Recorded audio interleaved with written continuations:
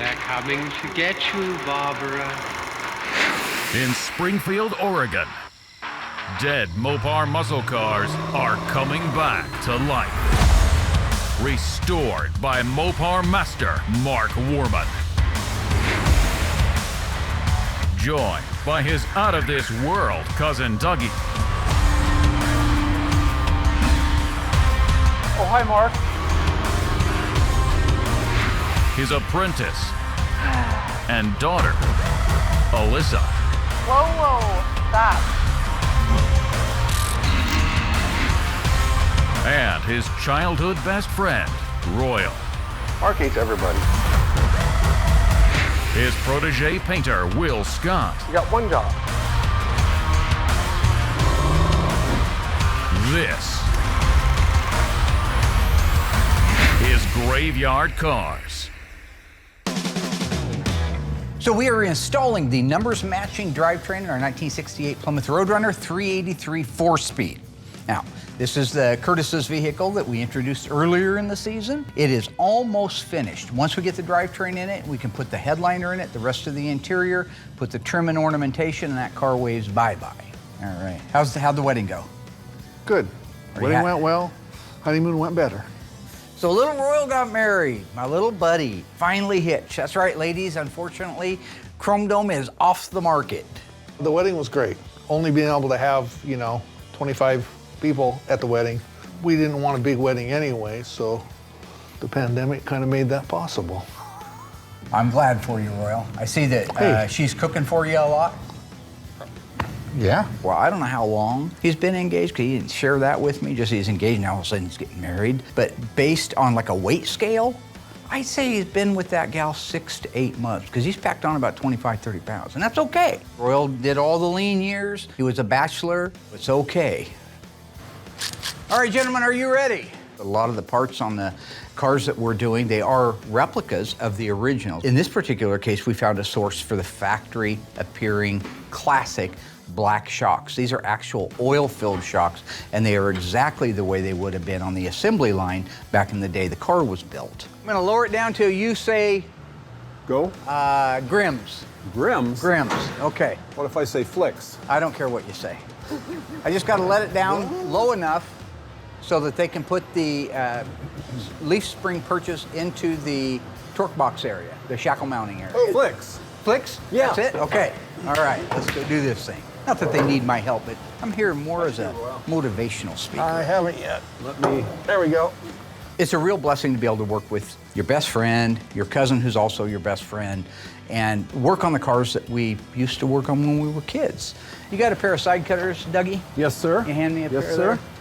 I made it to the wedding. It was a cute little ceremony. That was great. It was great to see Mark there.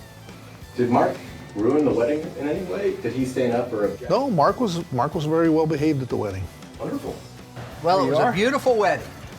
Thanks. It was the only time I've ever seen you in Dockers, and I never want to see you again in Dockers. Hey, I rocked them. It's been maybe since the early 80s that I saw Royal in a pair of Dockers. They were cool then, too. Some things just never go out of style. But he was sporting some Dockers and a nice shirt. He looked good. And my wife liked them. Liked them coming off. Sorry. One thing is true that I notice the older that I get, there's not a lot of new material. You know, a kid punched me in the face once because of my mouth. No. I know, you find that hard to believe. I really haven't changed much. Even though I should have learned lessons, and I have learned some, I haven't learned the important ones that keep you from getting your face kicked in. So when I was in 6th grade, I was in Mr. Lamb's class, and I'm looking around, and I catch Doug Y back here over my left shoulder, and he's doing this. He's doing this around. What are you doing, man? Shut up, Warman, he says to me. Well, no, I'm just saying, it's not bright out. Why are you squinting? Shut up, Warman. I'm warning you. But I can't resist. Something inside of me couldn't resist. It was a few minutes later. I did a pass around the room. Old Squintin' Tarantino's back there doing his thing.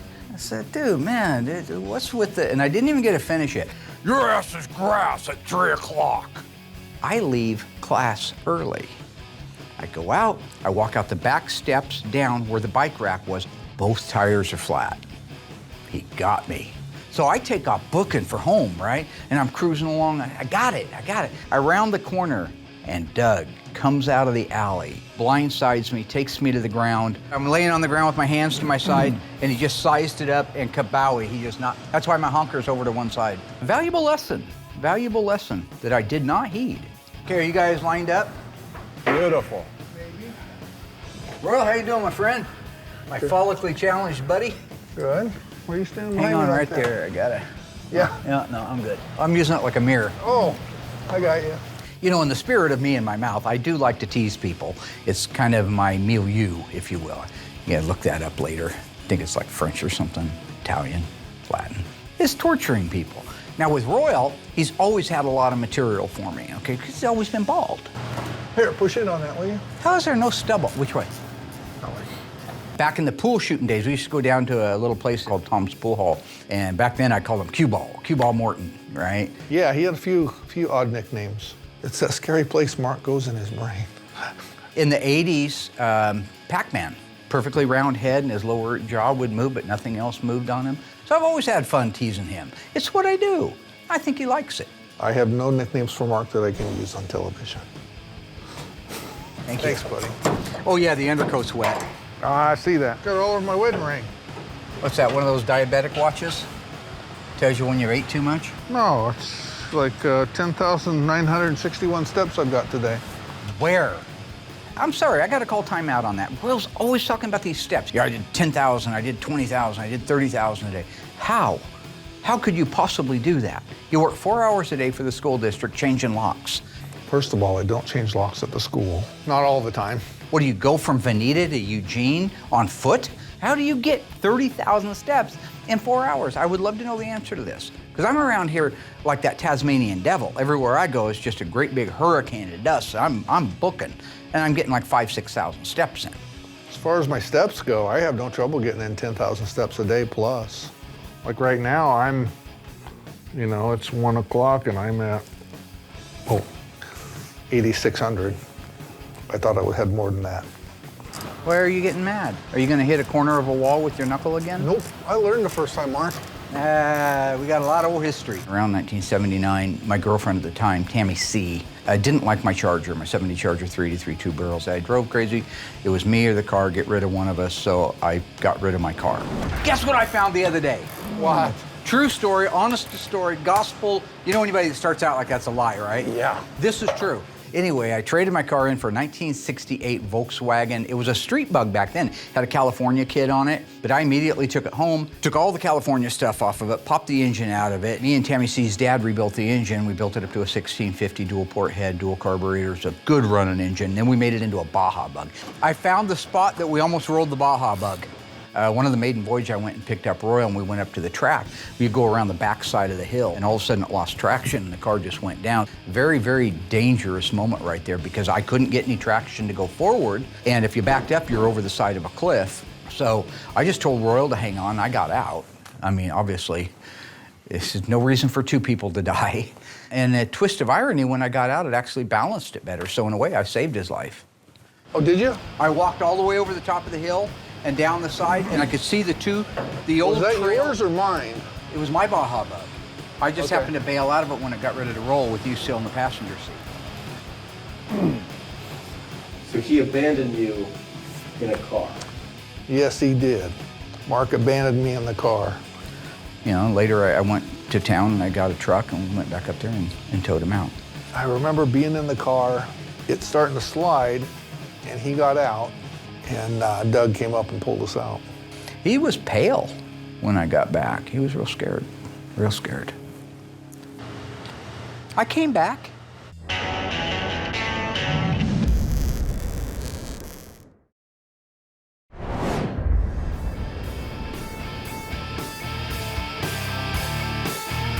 So on a 1970 Roadrunner, it's ready for its first primer. Now this is a rare little car. So it's a 70 Roadrunner V-Code 446 barrel. It's a 4-speed car. It's FC7 in violet for the Plymouth lineup with a black top and a white reverse stripe on the back end of it. Very attractive car. When it came to us, it was in dire straits. We literally had to replace almost every piece of metal on that car. We did the floors, wheelhouses, inner and outer, trunk floor extensions, rear body panel, trunk gutters, Dutchman panel. Both fenders had to be repaired. They were damaged, but they were originals. They don't make new ones of those, so we repaired those and got those into the paint shop. Both doors were replaced with good donor doors because those original ones were rotten. It was a real rusty car. So once all the metal work is done, completed, looks good, Mark has signed off on it, then it goes right out to the mudroom. We spend more time in the metal shop and less time in the Bondo department. With that being said, nobody metal finishes cars. So using Bondo, everybody does. The amount that you use is the problem.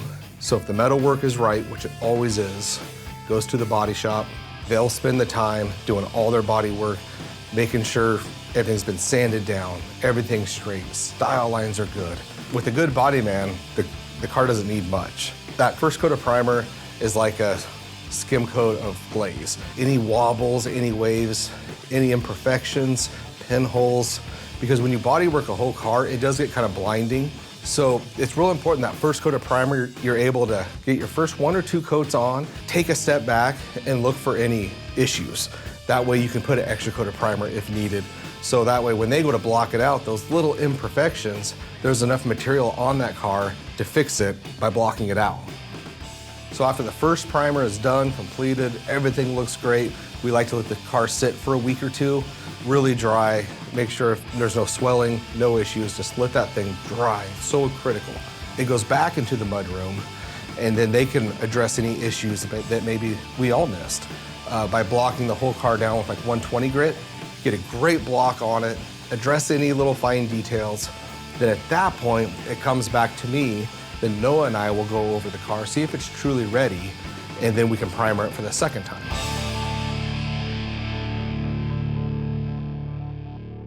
So today I'm going to put the decals on our 1969.5 Super B. It's one of the last steps that I got to do before we can put the hood on the car. We already got the hood pins mounted on the car and the plates on the hood, and we're ready to go. With Justin doing the decals on the hood, there isn't a whole lot left on it. One of the things is going to be the bumblebee stripe still has to go on it. But so far, we've managed just in the last couple of months to get the drivetrain put in, the wheels, the tires, get the exhaust system put in it. The majority of the plumbing, the interior, we've gotten almost everything done on that car. So remember, this is the car that came out of New York, his dad had the car, and his dad passed away, and so as a tribute to his father, he's having us restore it. It's that car. It's the one from all the way back in season 3. Embarrassingly, I have to admit that it's been here that long. But where we are right now is with just another day or 2 of work on it, we're going to be able to call the owner, have him come out and just blow his socks off with this completed 69.5 all numbers matching A12 car in F6 spring green. I love the graphics on the A12 cars. In this case, we've got our Super B, so it gets the huge block lettering that calls out 6-pack. Try to run a tape line.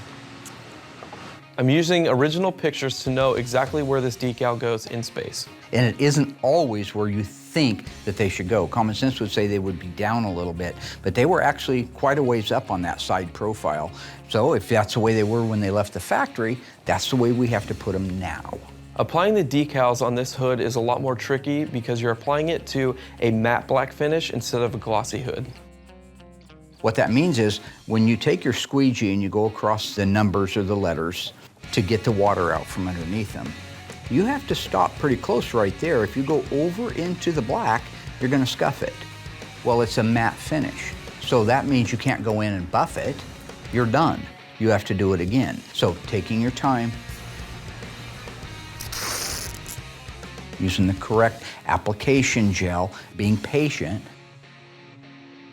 let it dry before you remove the backing off of it. Those are all the keys to a successful decal installation.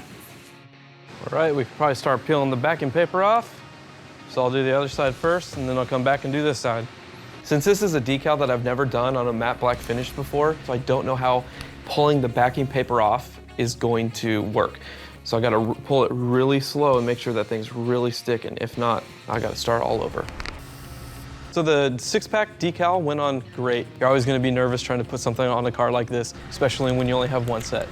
But it went on great. The hood's ready to be put on the car, glass is ready to be put in, and get this thing on the road. installing the hood back on one of these cars. Remember, there's no hinges. It's just a set-on process. Setting that hood down on there, that's that moment when all of a sudden the rest of the car almost invisibly takes the rest of its shape. It's almost like putting a windshield in. The rest of the lines on the car that you've been looking at forever are completed now. So setting that hood on there, it now becomes that car, that iconic 69.5 Super B.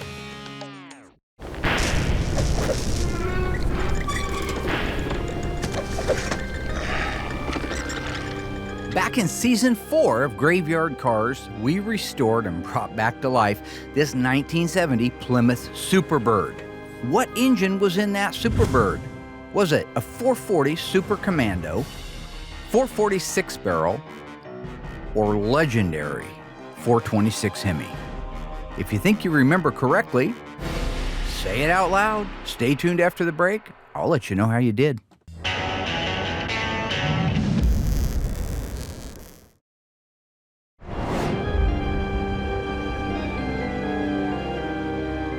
Welcome back, Ghouls. How did we do on that one? How's your Graveyard Cars trivia? Our 70 Plymouth Superbird back in season 4, what engine did it have? If you said 440 6-barrel, you are wrong. Absolutely wrong. This was a 440 Super Commando. It had the original engine in it. The optional 440 6-barrel was not in it, nor was the legendary 426 Hemi. But in addition to that, it was an automatic on the column shift, black interior, silver highlights. This car featured all of the typical NASCAR goodies like the decal on the quarter panels, the rear spoiler with the standing bird, and the awesome front end graphics. This car went home to an owner that will never sell it. Raise her up, Dougie. All right, you got shocks on? Yep. All right, looking like we got the rear axle assembly installed in our 1968 Plymouth Roadrunner, 383 4-speed, 323 sure grip. We do not have wheels and tires for this car yet. Even if we don't have the wheels and tires, you still got to put the car together. Royal's got the coolest truck out front. He got a 1978 Macho. Is that Macho pickup. It's a 1978 Dodge Power Wagon. Macho trim package. Has the roll bars lifted. Has the yellow pinstriping all the way around it. He's got everything. And somebody gave it to him, too, because they feel sorry I got for nothing. him. I was complaining at a men's group at church that I didn't have a truck, and my now wife, her dad said, well, I got an old Dodge truck. Why don't you come over and look at it? I'll just give it to you. And I said, well, you can't be giving your stuff away. But it turned out that his best friend had given it to him. He had a revolver in the pawn shop and it was gonna cost $400 to get it out. So I went ahead and gave him the $400. When I got it, I had to replace 2 of the freeze plugs to drive it home. I ended up pulling the engine and going through it and replacing the timing chain, all the gaskets. It runs great now. Okay, so we got the rear end assembly in place. We're getting ready to put the drivetrain for the front in. And we've done so many, it's just great to be able to have nice equipment like this. So I gotta tell you, everything's where it's supposed to be, everything's fresh and new and ready to go together. It's just my favorite part. So right now is a really wonderful time for me to be able to appreciate the fruits of my hard labor, to be able to set up a shop, and even, you know, this little show, silly little show, Graveyard Cars, that a lot of people said would never make it. We happen to be in our 14th season, so I know who you are. I know. This really is fun for all of us to be back together again, working like we were kids in the best environment and the best tools. We really are having a good time working together again. Who's watching? Let me get my eyeball on this thing. Let me get my micro eye on it. It needs to come over maybe 3/16 of an inch this way. This is a 383, so it's not as wide as the 440s. The K members are all the same width. They're gonna be the same width for a Super B as they are gonna be for a CUDA. But it's the engine itself that makes the clearance issues. Take out the dipstick. If you don't take this out, it gets destroyed. Dougie likes destroying these. It's one of his favorite things. Mark's always accusing me of being the great dipstick destroyer. You know, I think he really sets me up. You know, I'm trying to focus on something and he comes in and just plows right over the top of me, you know. It's nobody's fault that the dipstick doesn't get pulled. It's not like leaving the fuel lines unhooked all the time, like he says I do. But what he doesn't tell you is before I can get it hooked up, he'll pull me off onto something else, which turns into something else, which turns into something else. And I forgot. Head on down, Rollo. If you look at the exhaust manifold to exhaust manifold all dressed out, a 383 is about 1.25 inches narrower at that point of the exhaust manifolds, and those are what's gonna hit those aprons, than a 440 is. Looking good, looking good. That's the difference between the B engine, which is what the 383 is, and the RB engine, which is what the 440, 413, 426 wedge are. RB stands for raised block. They get that because they raise the height of the deck. It's a wider block. Come on down some more, Roll. I call him Roll. You used to call him Rollo, like the candy? Yeah. I don't know where he came up with the name Rolo, other than the candies, little chocolate-covered caramels. They're delicious. Okay, straight down's looking really good here. Good. It was before Congo started shaking everything. Okay, come on down some more. I'm sorry. That's okay. Okay, I've got my back bolt started. Go ahead and pull down on the front up here of the body roll. It's almost like it was choreographed when you work with these guys. So on top of being a lot of fun, it's also very rewarding to be able to knock out putting a drivetrain together in just, an hour. So we have the K-member bolts in place. They're gonna put the transmission cross member in place. Then we'll put the upper control arms on. Then we will be finitoed for now until we get our wheels and tires. Yeah, it's a real great time for me right now to be able to work with these guys. Love it. And now it's a car again. Having this Roadrunner done is something I've been looking forward to for a long time because the gentleman who owns it and bought it brand new, he's a cancer survivor. He's a fighter. I love fighters. So all that's left is to put the torsion bars in, upper control arms in, front shocks, marry those to the aprons, and then all of the drivetrain is basically in. We still have the propeller shaft, drive shaft, but we can do that tomorrow. I want to go for a ride in the passenger seat. I want to be in the passenger seat and watch Mr. Curtis take that car out and row through the gears like he was 16 years old again. That, to me, would be the ultimate payoff for all the work that we've done on that car. So it's all in place now. They'll do the final tighten, torquing, they'll put the assembly line markings on it, and then our drivetrain is completely finished. Good job, guys. Lunchtime? I don't know. Should be. Dinner time? Dinner time? gotta adjust You know why he those said dinner torsion time? bar Not things. because it's anywhere near dinner. It's 10 in the morning. Look at this. Because Royal held a bolt up and he chimed it like that, like you might a dinner bell, if it was 1880. Don't make me do it. Make you do. It's exhausting. What's wrong, Mark? Nothing.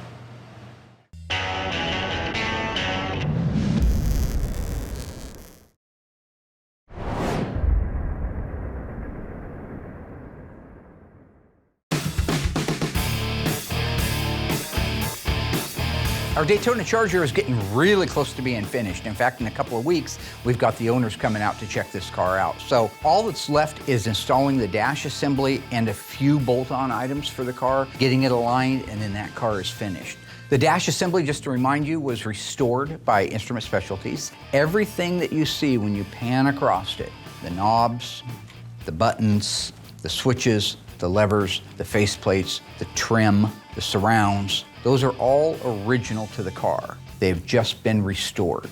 That you have to respect. That's a quality job. So Mark is here to help me install the dash on the Daytona so I can make all the connections, also make sure it's in the right place. So I'll just set this. Yeah, he's rested on the top of the console or somewhere, yeah, on the ground maybe, and then go around and get the other side. Great. We already have the console installed, so we can't just walk through like we normally would do. Okay. God, that's a beautiful dash. Yeah, it looks really good. Love it. So the way it's designed to work is that you bring the dash in and you set the bottom of it, these two legs that come off the bottom part of the framework, on the existing bolts that go into the cowl side panels, the hinge pillars. Okay, drop it. There we go. Got it? Yep. You can then, at that point, have full access to get between the firewall and the dash and make all the connections. Those difficult connections, once it's in place to make, you can make now. Once you have all those connections made, the easiest part is rolling it basically up into place and aligning the provisions in the front of the dash with the bolt holes that are actually in the cowl itself, that windshield mounting area. Got it? There we go. Okay. Good.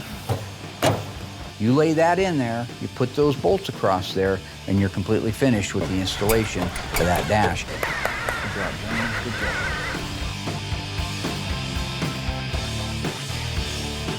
With the dashboard installed, I'm able to get the steering column in. So this is a two-guide job in the beginning. He has to guide it through the firewall. Once it's through the firewall, the steering coupler on the shaft has to be lined up with the worm gear on the steering gear. So it has a splined area. You just mark those two areas. It's a clear lineup, and one guy guides it on there while the other one pushing it in. Now this column has been completely restored, again, just like the dash assembly, except that we did this component here. So it gets completely disassembled, media blasted, turn signal switches are replaced because they're always bad. Turn signal levers get re-chromed. Steering wheel gets restored. The paint is the original black suede that you see on the rest of the dash so that it all matches. A shiny steering column was never something Chrysler did. We don't do it either. But at the end, you've got this 50-year-old steering column that's seen a lot of history over the years that looks like it's just getting set in the car for the first time in 1969.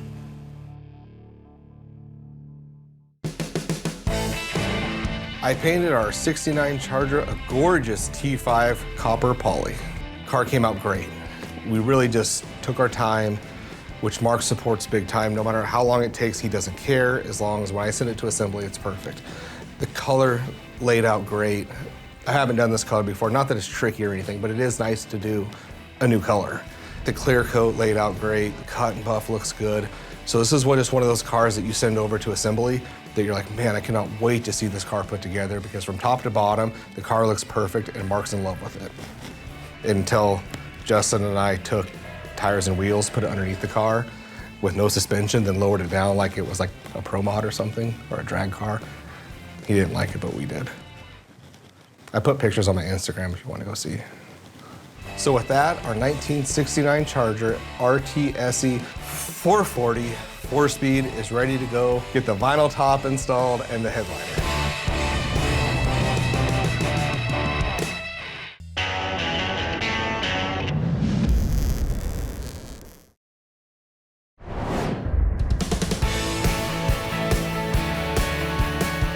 Our 1969 Dodge Charger RT SE 440 4-speed numbers matching car just came back from the upholstery shop. It's had the new black vinyl top and headliner installed. Now for them to be able to put that vinyl top on and the headliner in, some provisions have to be given to them at the time, such as the SE badging that goes on the roof, because it goes underneath the headliner. The vinyl top trim, you have the fasteners that are accessible underneath the headliner. So they do all of that stuff over at the upholstery shop. Stan's does a great job for us. I've known him, John, that runs the place for years. They do phenomenal work. But I still, even at moments like this, I miss Larry. I do love to see the quality work, and I'm glad that we're carrying on, but it always kind of brings up a little bit of those old days when Larry would come in here and work around the shop. We had a good time in those days. We're getting ready to do our second primer on our 1970 Cuda. I love the 70s. It's literally hands down my favorite car. On top of it, it's going Panther pink. How badass is it to have a 1970 Cuda pink? Seriously. I mean, pink? That's... Panther pink FM3 Moulin Rouge is by far my favorite color. I haven't sprayed it before. I'm super excited. And I just think the fact that Mopar did a pink muscle car was crazy back then, and it's crazy now, but you just appreciate what they did so much more. I can't wait to get this car done. But with that being said, we're gonna do our second primer, make sure it all looks good, get it back out of the booth, which I know it'll look good because I've done most of this car myself, and I just care just a little bit more. And not that I don't care about the other people's cars, but this one just really hits home. Get this thing blocked out. Cannot wait to paint this car. The only unfortunate thing about it is the owner is going to assemble it himself. So once we get the body and paint done and it looks perfect, it's going to get shipped out of here, which is actually going to be pretty quick.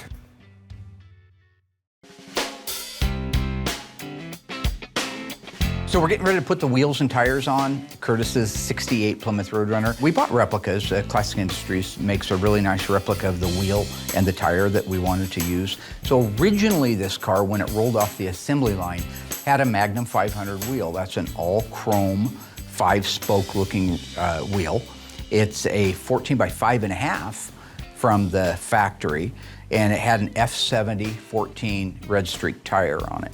We enhanced that because I know from experience, like the Hemi cars that had the 15 by 6 wheel, they used an F70 15. We went with a 15.7 replica of the Magnum 500. Everything else is the same. It's just a little bit taller and a little bit wider. And then we went with the Red Streak F70 15 tires. That gives it a bolder look than it had, and it allows it a little bit more sidewall, a little bit more cushion, and handles better. It's just a wider footprint. So it's a good upgrade because at a glance, it looks absolutely stock unless you go up to it and read the side of the tire that says it's a 15 versus an original 14. One thing to make quick note of, this car was very original. We were able to save the original rear axle studs and the front hub studs. That means on the left-hand side of this car, it uses a left hand. How many of you guys remember that? Trying to break the lug nuts loose on the side of the road to find out that Mopar threw you a curveball. If you had a 70 and older car, you had left-hand threads on the left-hand side of the car. I guess they figured out that didn't need to be done in 71 because that went away and they were right hand all the way around. So in the interest of accuracy, we left those on there. And so now with the wheels and tires on the car, we officially have a roller. We can get it loaded up on the rollback, take it over and have the headliner put in. It's not a vinyl top car, so all it's got to have is the headliner put in it. When it comes back over here, we'll begin to assemble the interior. We'll drop off the seats, which is a two-tone blue interior. And so when that interior comes back and goes together, that car is really going to scream 1968.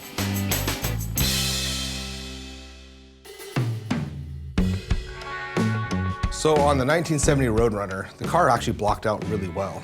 So it doesn't need, 4 coats over the whole car. Noah's been with me for a little while now. I put him through the ringer because I do with all my new helpers, but he's really stuck it out. He's done a great job. So at this point, with where he's at, I can cut cars loose to him and say primer him. The first couple of cars he did were kind of dry because you could tell he was scared of running it. But on this 1970 Roadrunner, he went in and primed it, and it looks as if I did it. He's got a good technique. It's truly a great job. So I'll let him do this for like a month or two. Just keep priming and paying attention to the way that primer's going on. So in a month or two, the next step will be, hey, here's some base coat. You just keep stepping him through the process, and he sticks with me, so I love it. So at this point, we're probably a couple months away before he'll actually start spraying some color, and then he'll be able to take a step back and say, okay, well, now I get it. He had me spraying DP90, which it sucks, but I'm learning technique and how to spray, how to adjust a gun, so by the time he gets to paint, it's going to be second nature to him. What I have him do is go in there and address the areas that maybe got rebody worked a little bit. Put a coat or two on just the breakthrough areas. Let that dry. Once that's dry, start doing your coats around the whole entire car. And it's not just pick up a gun and go in primer. Once he gets that first coat around the whole entire car, you need to take a step back and say, okay, is this car straight? Do we have any issues? Do I need to load it up here a little bit more? It looks like the car came out beautiful from what I can see so far. So at this point, it's just a matter of blocking it down again, and we should be good to go. This car is going plum crazy, which is a gorgeous color. It's one of everyone's, I think, favorite color to do.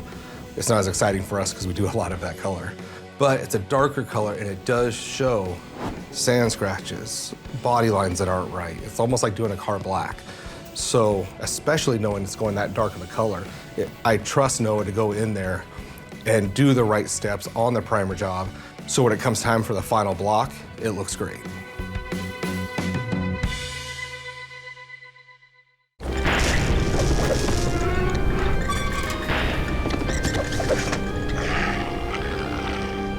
Back in season 6 of Graveyard Cars, we restored this stunning 1967 GTX convertible with a factory 426 Hemi. True or false, the transmission behind that 426 Hemi was a 4-speed manual. If you think you remember and know the answer, stay tuned after the break. We'll see how you did.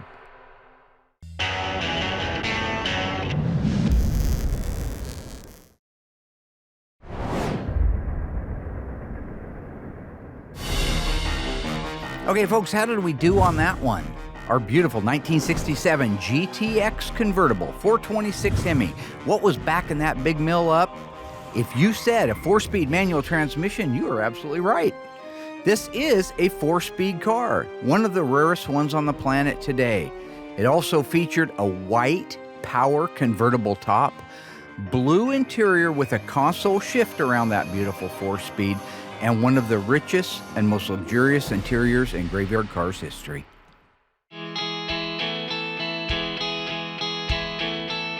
On our 1970 Cuda Graveyard Dreams tribute car, the time has come for the reveal to the owners. They have seen pictures of the car before, so I don't suspect that voila moment. Although in person, things look a lot better than they do in pictures. And this is a 1970 Cuda 446 barrel, exactly the way the manufacturer would have made it, except for 2 characters in the VIN. Look at that. Oh my gosh, is this for real? Oh my gosh. So other than the vehicle identification number, there is no way to tell, physically no way to tell that this car is not an original 6-barrel car. The only way you can tell the difference between this car and a real V-code car is that vehicle identification number. That's it. When you look at this car and you walk around it and you look at those camera shots, that's what that car looks like in real life. So no matter how many pictures the folks have seen, I still suspect they're gonna be blown away at the quality.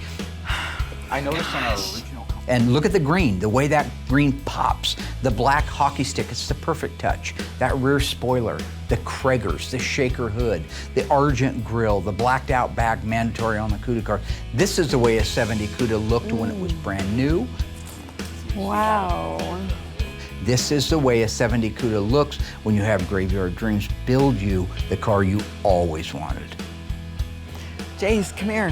When I walk around it with the folks, it's a permagrin on both faces. They have their grandson with them. Look at the dual exhaust. Which I thought was great. You gotta keep those younger generation involved, right? They gotta find out why we have our passions. If you don't share it with them, they're not gonna know. What do you think, Laura? Okay, I love it. Now I gotta sit You should sit in it. Okay.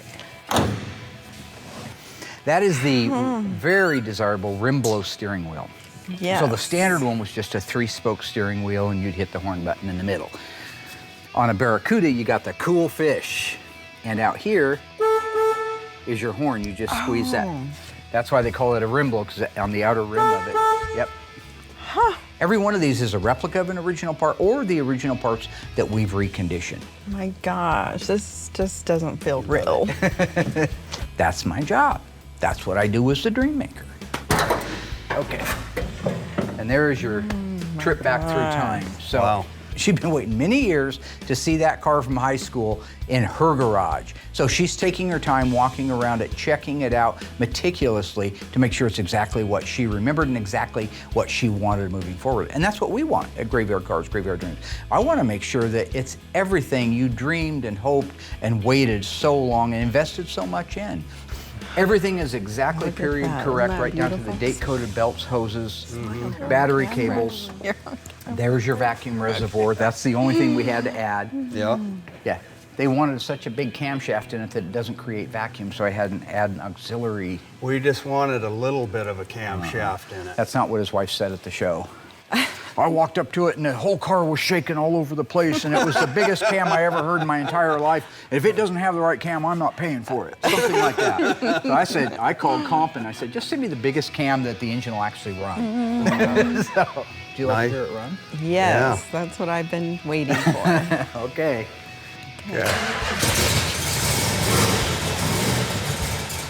The most critical part of any build is to make sure the car runs and drives as good as it looks. And in the case of our 70 Cuda, it absolutely surpassed all of my greatest hopes. What do you think of that?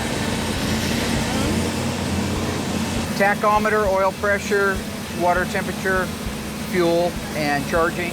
And the clock was rebuilt and digitized, so it actually worked.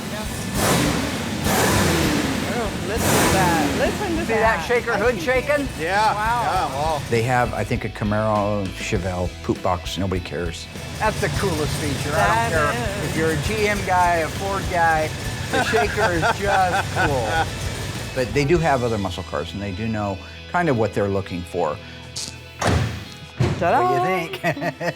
Oh, Love? I love it. I love it. What do you say we pull it outside? Yeah. Hey, pull it out. All right.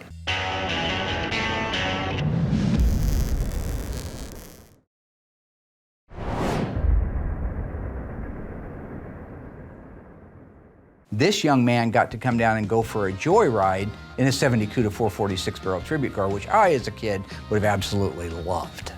You ready to go for a ride, Jace? Hey, here we go, Jace. It's a close ratio transmission, really nice. Yeah. Isn't that nice? Different than the Camaro. Yeah, that's why I think Jim wanted it.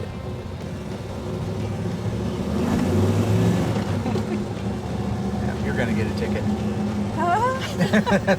Grandma's gonna end up in jail. You gonna bail her out when she goes? The inherent vibrations and rattles that come with a fresh restoration or a 50-year-old car aren't there because the time was taken and the provisions were made between the sound deadener products and the undercoating and all of the items that were done to the car to make sure that it was a solid car, even more solid and more durable than they did at the factory, all show up in that road test. With a 6-speed, you can do anything you want. You can tool around at nothing, or you can go 100 miles an hour. Yeah. Oh, but I can definitely drive this better than the Camaro. Oh, this has got power steering, power disc brakes, yeah. Like driving in this more because Oh. the Camaro's too noisy. When you're driving this car down through town, it really does handle well. There are no rattles, no vibrations, so Justin out in the assembly shop, he's really evolved. Yeah, the exhaust system on the car is the one it would have started life with from the factory. It's called Hemi mufflers and dual exhaust. It's got resonators on it too that kind of quiet it down, all factory stuff, so. The car pulls like crazy. I cannot wait until she gets this car home. Got a little practicing to do. You're doing good. Doing really good. This car pulls hard. You got 6 gears from Silver Sport to row through to make sure that you have the exact gearing you want. Backed up with that 354 Dana? Mm-hmm. Yeah, it's gonna pick them up and put them down, and it does. I love when you give it a little gas and watch your shaker bubble. Yeah. So you start walking up, I think that's so cool. When you stomp that gas, you can watch that shaker come up into the hood. You know it's touching the bottom of that hood. This is rubber mounts. We put the original rubber mounts in, and it stretches that rubber mount to the max. You can see it. You can see it in the pure, brute torque that a 446 barrel creates. So you think this drives better than the Camaro? Yeah, I do. Oh, good. Yeah, I do. Those Kragers with the offset and the tires, the BF Goodrich TA radials, it just sucks that road up underneath it, and it makes you feel like you're not driving a 50-year-old car. Grandma's looking pretty cool, huh? Yeah. You're gonna have the coolest grandma in town. Yeah, I guarantee you that. There's no doubt Laura's really enjoying the test drive. Initially, when she took off in the car, she was a little bit apprehensive. It's a brand new car and she hasn't driven it before. But by the second block, she was able to row through the gears. She was standing on it a little bit, watching that shaker come up, feeling that torque that's so exciting. When we got back, I just knew that we had done our job well. The smiles, her grandson was absolutely loving it, sitting in the back seat. Jim was as proud as could be that his wife finally got her dream. So in the end, when you're loading up one of these cars for the owners and you know that they're going to enjoy it for many decades, the way we do our cars, it'll be around past their time, probably past their kids' time. That's why we take the steps that we do to make sure that car can become an heirloom. But knowing that is my sense of satisfaction and self-worth, that I brought a car back from the dead, I fulfilled a dream, and I did it all while having a blast. Well, and getting paid for it. You know what I'm saying? Bunsen burners, nice little earners. Coin.